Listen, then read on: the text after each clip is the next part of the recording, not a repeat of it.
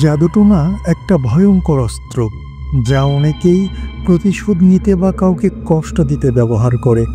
অথচ ইসলাম আমাদেরকে শিখিয়েছে জাদু করা হারাম। আর যারা এ কাজে লিপ্ত হয় তারা নিজের ঈমানও ধ্বংস করে।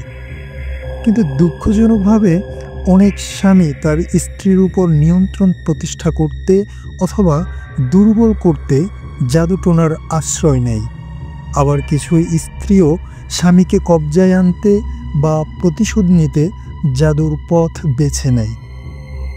জাদুর ভয়ঙ্কর ফলাফল: ভালোবাসার সম্পর্ক, রক্তের সম্পর্ক ঘৃণায় পরিণত হয়। দাম্পত্য জীবনে অশান্তি নেমে আসে, একে অপরকে দোষারোপ করতে থাকে। শারীরিক ও মানসিক রোগ তৈরি হয়, যা চিকিৎসাতেও সারে না। একসময় জাদুকর নিজেই এই ফাঁদে পড়ে যায়। কোরআনে বলা হয়েছে তারা এমন কিছু শিখে যা স্বামী স্ত্রীর মধ্যে বিচ্ছেদ ঘটায়। সূরা বাকারা আয়াত নম্বর 102। রাসূলুল্লাহ সাল্লাল্লাহু আলাইহি সাল্লাম বলেছেন, যে ব্যক্তি জাদু করে বা করায় সে আমাদের অন্তর্ভুক্ত নয়।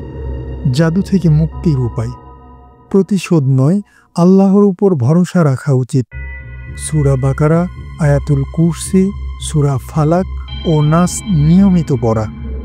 সকালে ও রাতে লা হাওলা ওয়ালা কুওয়াতা ইল্লা বিল্লাহ পড়া এবং ইসলামিক পদ্ধতিতে রুকাইয়া করানো।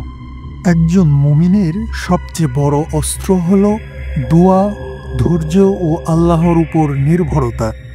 সম্পর্ক রক্ষার দায়িত্ব আমাদের, ধ্বংসের নয়। প্রতিশোধের জন্য জাদু নয়, বরং আল্লাহর ন্যায়ের উপর বিশ্বাস রাখাই সঠিক পথ।